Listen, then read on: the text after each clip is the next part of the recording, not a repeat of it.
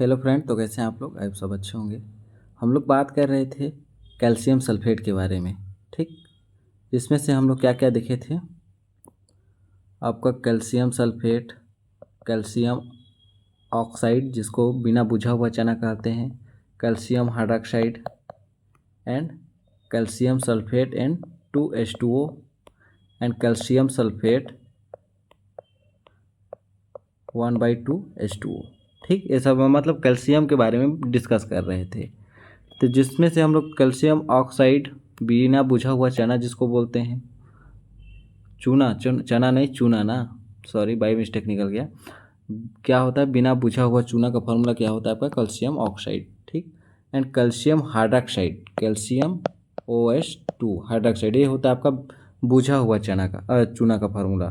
ठीक, इसके बाद बात करें कैल्शियम सल्फेट 2H2O, ये होता है आपका किसका फार्मूला होता है? जिप्सम का। ठीक, gypsum and plaster of Paris उसी के डेरिवेटिव होते हैं। जो आपके प्लास्टर ऑफ पेरिस होते हैं ना, यहीं से फॉर्मेशन होता है। ठीक, जिप्सम से ही। कैसे होता है उसको हम आज देखेंगे। ओनली आप हम पीओपी की बात करेंगे। पीओपी जिसको बोलते हैं प्लास्टर ऑफ पेरिस, जो ज़्यादातर आपका उपयोग किया जाता है मेडिकल फील्ड में। कहाँ पर? आपके प्लास्टर लगाने में। जैसे कैसे कहीं पर भी हड्डी फ्रैक्चर हो जाता है ना, यदि नॉर्मल फ्रैक्चर होता है, जैसे थोड़ा बहुत क्रेक वगैरह होता है, तो उसी को लगा दिया जाता है। जैसे 1 आध महीना के बाद वो जो हड्डी होती है आपकी, वहाँ पर जगह बनाकर अपना जॉइंट फॉर्मेशन कर लेता है।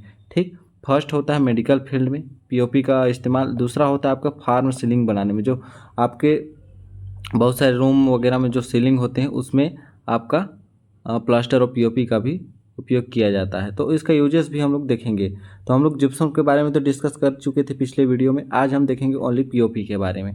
ठीक, तो चलिए हम आगे देखते हैं कि पीओपी होता क्या है। जिसका फार्मूला होता है आपका कैल्शियम सल्फेट।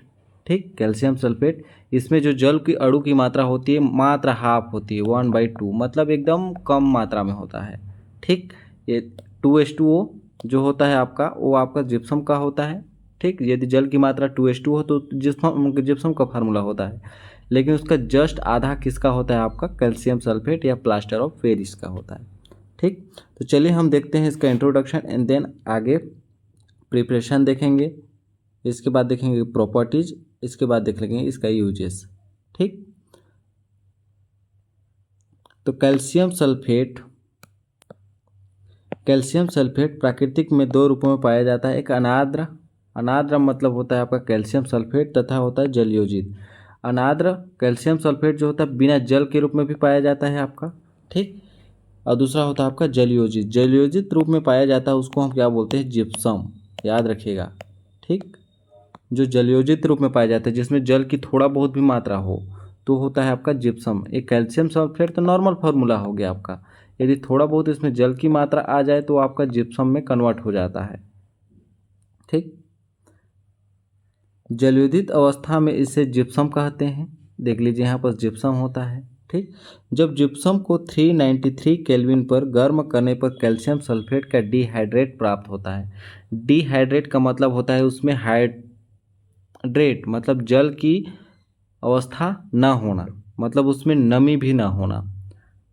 नमी भी होना तो ना के बराबर उसमें जल होना, जिसे हम प्लास्टर ऑफ पेरिस कहते हैं। कब प्राप्त होता है आपका? जब जिप्सम को 390 केल्विन पर गर्म करते हैं। जब इसको 393 केल्विन पर गर्म करेंगे तो भाप के थ्रू आपका जो भी नमी था, जो भी उसमें वाटर मॉलिक्यूल थे, पानी थे, वो भाप के थ्रू वायुमंडल में मतलब चले जाते हैं। ठीक, आपका वो उड़ जाता है। तो उसको हम क्या बोलते हैं? Dehydrate part. डिहाइड्रेट मतलब उसमें जल की पूरी मात्रा खत्म हो गई, जिससे हम क्या बोलते हैं? Plaster of Paris. Plaster of Paris का अणु सूत्र जो फार्मूला होता है आपका, या तो कैल्शियम सल्फेट H2O होता है। ठीक, या बोल सकते हैं कैल्शियम सल्फेट 1/2H2O। 1/2 का मतलब होता है कि इसमें थोड़ी सी मात्रा, जैसे आप 100 बूंदों में बात करें तो मात्र 1 बूंद वहाँ पर बच जाता है, जो ना के बराबर होता है। ठीक, आप 100 बूंद को थोड़ा सा कलेक्ट कर सकते हैं, लेकिन 1 बूंद को कहाँ से कलेक्ट कर पाएंगे? वो आपको छूने से ही एहसास होगा, मतलब थोड़ी ना थोड़ी उसमें नमी है। ठीक, तो आप प्लास्टर ऑफ पेरिस कैसे फॉर्मेशन होता है उसको तो पता चल गया। एक का जिप्सम का ही डेरिवेटिव होता है। ठीक, अब बात करें इसके प्रिपरेशन की, बनाने की विधि की। तो बनाने का विधि कैसा होता है? ये जो होता है आपका जिप्सम से ही निकलता है। तो आपको जिप्सम को ना याद रखना होगा। और जिप्सम कहाँ से आता है आपका, जिप्सम का फार्मूला कहाँ से कलेक्ट होता है, उसके लिए आपको जिप्सम वाला पार्ट देखना पड़ेगा। ठीक, कैल्शियम सल्फेट को नहीं, कैल्शियम सल्फेट को नहीं, जब कैल्शियम हाइड्रॉक्साइड की क्रिया सल्फ्यूरिक एसिड से, तनु सल्फ्यूरिक, तनु मतलब होता है जो डाइल्यूट होता है आपके, तनु मतलब जो, जैसे सल्फ्यूरिक एसिड आपके दो पार्ट में पाए जा सकते हैं, दो भागों में। एक होता है सांद्र जो बहुत कंसंट्रेटेड होगा, जो ज्वलनशील होता है तेजाब के तेजाब जैसे। दूसरा होता है आपका तनु पार्ट। तनु पार्ट में जो आपके सल्फ्यूरिक एसिड की मात्रा होती बहुत कम होती है, जल की मात्रा बहुत ज़्यादा होती है, जो आपके बॉडी पार्ट को हार्मफुल नहीं पहुंचाता है। ठीक, जब कैल्शियम हाइड्रॉक्साइड एंड H2SO4 की क्रिया कराते हैं तो क्या बनता है आपका, कैल्शियम सल्फेट बनता है एंड H2O का भी फॉर्मेशन होता है, वहीं से आपका जिप्सम बनता है। ठीक, इसको आप उसमें देखिएगा, 5 मिनट का वीडियो है, एक बार देखिएगा तो आपको जिप्सम भी अच्छी तरीके से अच्छा समझ में आ जाएगा। तो यहाँ पर क्या बोल रहा है, जिप्सम को जब कार्बनिक ईंधन की अनुपस्थिति में लगभग 393 केल्विन पर गर्म करने पर प्लास्टर ऑफ पेरिस बनता है। वही देखिए यहाँ पर कैल्शियम सल्फेट 2H2 जिप्सम का फार्मूला हो गया आपका, किसका हो गया आपका, जिप्सम का फार्मूला। ठीक, जब इसको हम 393 केल्विन पर गर्म किए तो क्या मिला हमको, कैल्शियम सल्फेट। ठीक, यहाँ पर इसको ना क्या किया है आपका, यहाँ पर इसको संतुष्ट किया है, संतुष्ट मतलब इसको मैनेज किया है, यहाँ पर संतुलित किया बोल सकते हैं 2 को। तो ये हो फार्मूला जो मिलता है हम लोग का, ये होता है आपका POP, प्लास्टर ऑफ पेरिस। इसमें जल की मात्रा 1/3 हो सकती है, 1/2 हो सकती है। ठीक, कार्बनिक ईंधन की उपस्थिति में अपघटन से कैल्शियम सल्फेट बनता है। जब 200 डिग्री सेल्सियस तक गर्म करने पर पूरा क्रिस्टल जल निकल जाता है। पूरा जो क्रिस्टल से जो भी जल की मात्रा होती है क्या होती है, निकल जाती है। प्राप्त अवशिष्ट पदार्थ को मृत तपित प्लास्टर कहते हैं, डेड बर्न प्लास्टर कहते हैं। ठीक, जैसे जो कैल्शियम सल्फेट मिला हम लोग को 2 पार्ट में H2O, उसको जब 200 डिग्री सेल्सियस तक गर्म किए तो क्या मिला हम लोग को, ओनली कैल्शियम सल्फेट मिला, जो भी जल की मात्रा थी क्रिस्टल से बाहर निकल गया। ठीक, यही होता है आपका POP। इसके बाद बात करें इसके गुण की बात करें तो यह सफ़ेद अक्रिस्टलीय चूर्ण होता है, सफ़ेद रंग का होता है POP। प्लास्टर ऑफ पेरिस जल को अवशोषित करके जम जाता है एवं पुनः गंधयुक्त कैल्शियम सल्फेट में बदल जाता है।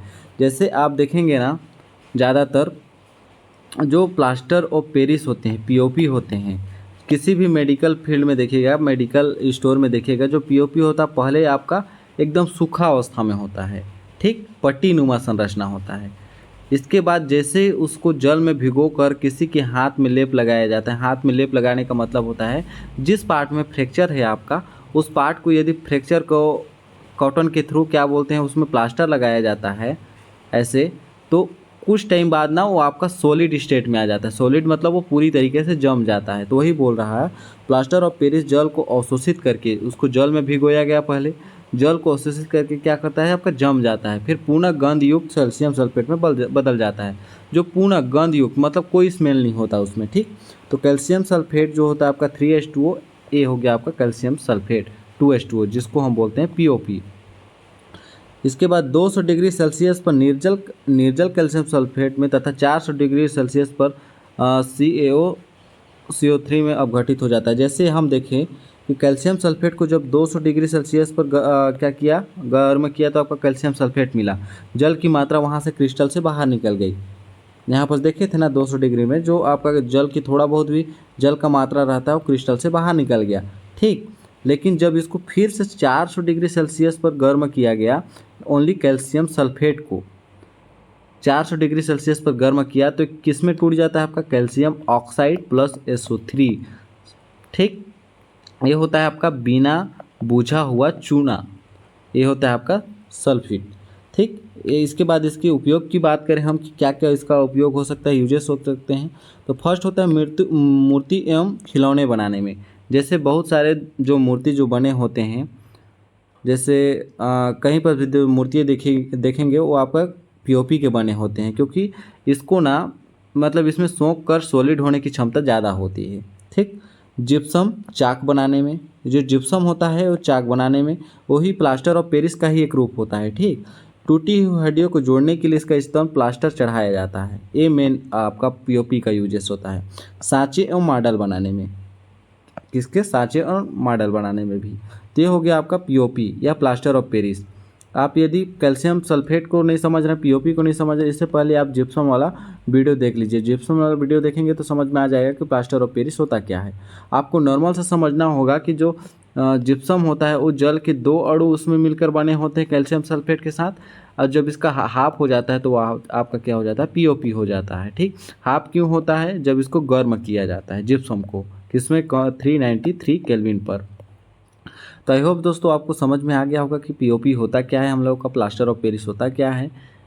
ठीक, यदि आपके लिए हेल्पफुल रहा होगा किसी भी नोट्स के लिए तो प्लीज़ सब्सक्राइब कर दीजिएगा। मिलते हैं अगले नेक्स्ट वीडियो में, तब तक के लिए धन्यवाद।